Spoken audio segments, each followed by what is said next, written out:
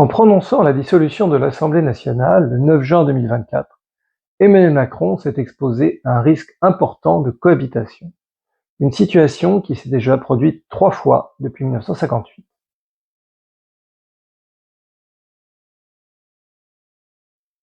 Qu'est-ce donc que la cohabitation? On lit parfois que la cohabitation se définirait par la coexistence d'un président de la République et d'une majorité politique qui lui est opposée à l'Assemblée nationale. Mais cela n'est pas tout à fait exact.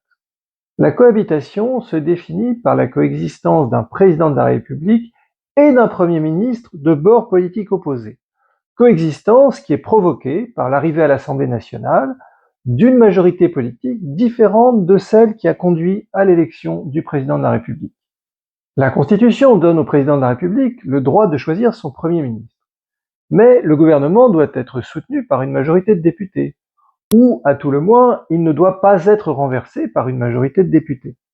Par conséquent, le président doit, en pratique, choisir un Premier ministre qui sera soutenu ou supporté par l'Assemblée.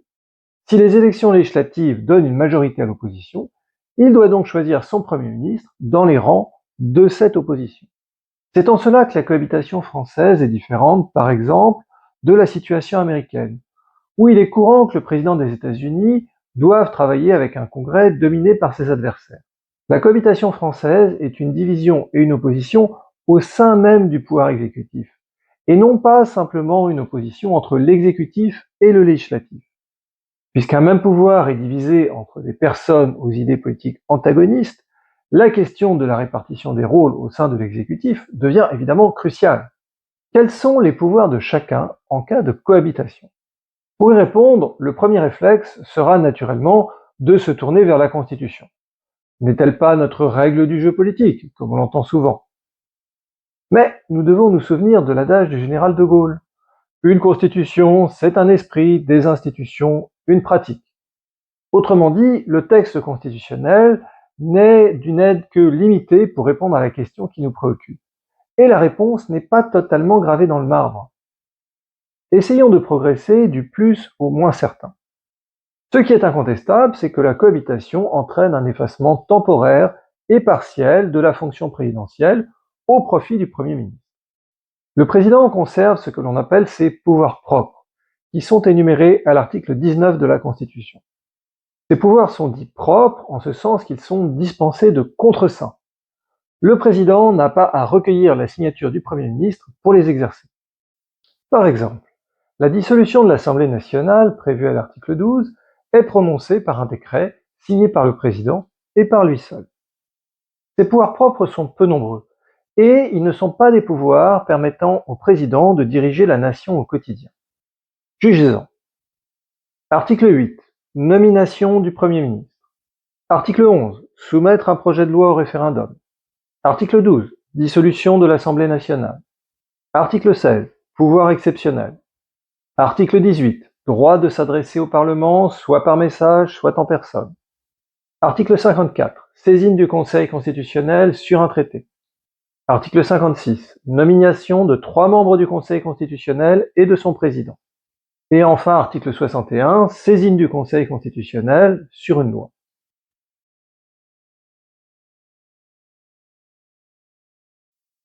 Encore faut-il ajouter que, bien qu'exercés sans contreseing, certains de ces pouvoirs nécessitent la collaboration d'autres autorités pour être mis en œuvre. Concernant le référendum, par exemple, si la décision appartient au président, l'initiative appartient au Premier ministre, soit directement, soit par l'intermédiaire des assemblées. Autrement dit, en situation de cohabitation, ce pouvoir du président peut être considéré comme neutralisé. Je vous renvoie à la vidéo consacrée à la procédure du référendum pour une explication plus complète sur ce point. Par contraste, le Premier ministre dispose, lui, de la capacité à diriger le pays au quotidien. L'article 20 dispose que le gouvernement détermine et conduit la politique de la nation. Il dispose de l'administration et de la force armée. Concrètement, le Premier ministre dispose de l'initiative des lois, concurremment avec les parlementaires.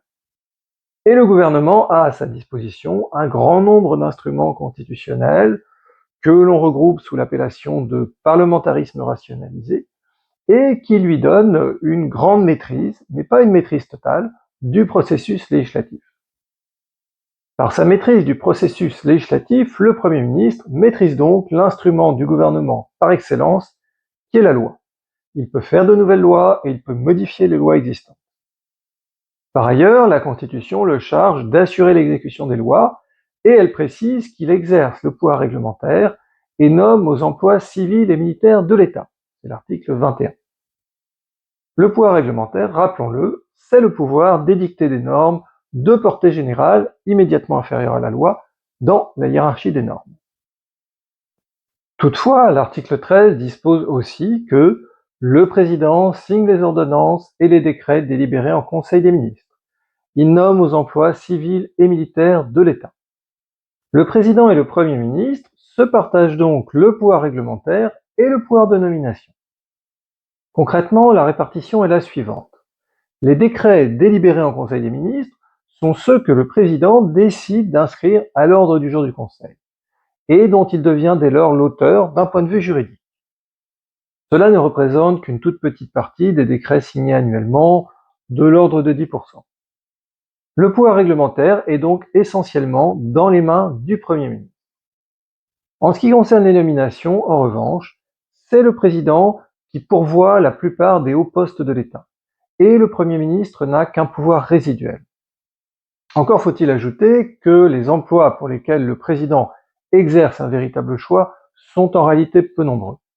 Dans beaucoup de cas, le président se contente de prendre acte des résultats d'un concours, comme par exemple les professeurs des universités. Enfin, le Premier ministre dispose de l'administration et de la force armée, c'est-à-dire que par l'intermédiaire des ministres, il commande aux agents publics. En résumé, le Premier ministre dispose bien des deux grands instruments qui permettent de déterminer et conduire la politique de la nation, à savoir la production normative et l'administration, tout au moins pour la politique intérieure. Mais qu'en est-il des affaires étrangères? Ici, nous entrons dans le domaine des compétences dites partagées, beaucoup plus floues. La Constitution fait du président, je la cite, le garant de l'indépendance nationale, de l'intégrité du territoire et du respect des traités, ainsi que le chef des armées. Ce sont les articles 5 et 15. Par contraste, le Premier ministre est juste responsable de la défense nationale, c'est l'article 21. Mais d'un autre côté, les affaires étrangères sont incontestablement une partie de la politique de la nation qu'il a pour charge de déterminer et de conduire. Dès lors, le président et le Premier ministre doivent se mettre d'accord sur ce que sera la politique étrangère et européenne de la France. Une coutume bien établie donne au président l'ascendance sur le Premier ministre en ce domaine, c'est-à-dire que le Premier ministre tend à se ranger au choix du président. Mais il n'est pas de coutume qui ne puisse se contester et se modifier. Des frictions, voire des conflits, sont donc possibles.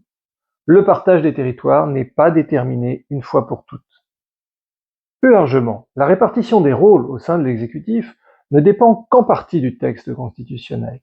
Il dépend au moins autant des rapports de force politiques au sein du pays et de l'appréciation qu'en font les acteurs de la cohabitation. Le Premier ministre dispose certes des instruments pour diriger le pays, et le président ne peut juridiquement l'en empêcher.